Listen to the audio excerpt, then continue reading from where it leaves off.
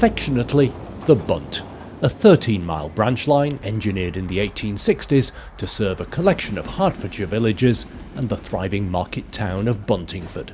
It was not alone in succumbing to the beaching cuts. 60 years of encroachment and repurposing has erased much of its trackbed from the landscape. At Braughing, however, a nostalgic oasis survives.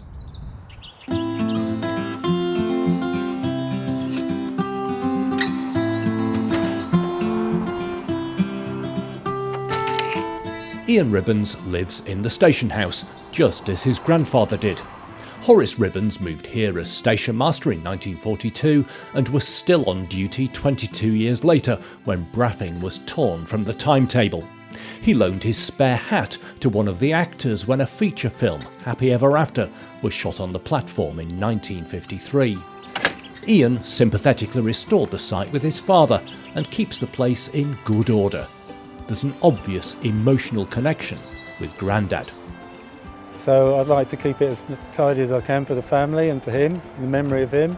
It's a lot of time, but worth it, to see it and let other people enjoy it at the same time. People come and say, oh, it's lovely. School kids come every year from Standon.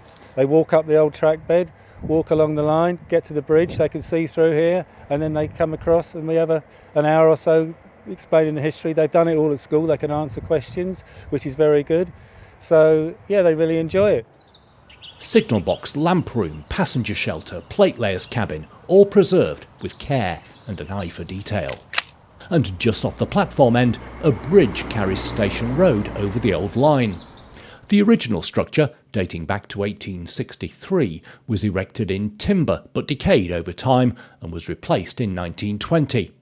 It is solidly built of blue bricks and its construction has been much admired by the public, the local paper announced.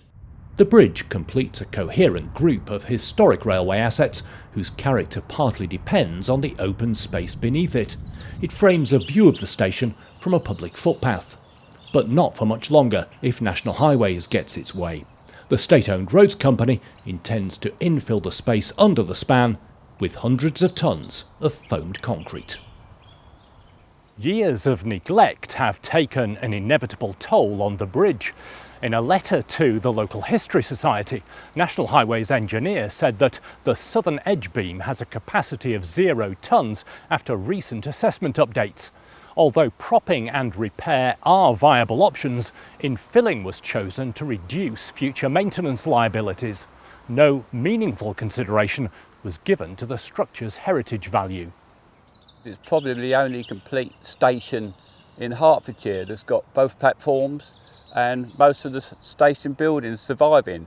And with the bridge as well, it really is a special place.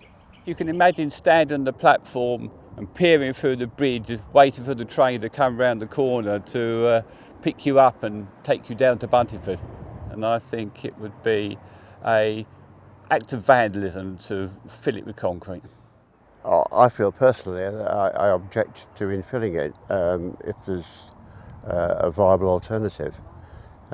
It's got a view from a footpath on the other side of the road to the station, which I walked many times, and it's a nice view underneath the bridge of the station in the background. I think the history of the railway and the station is very important to the villagers, I think.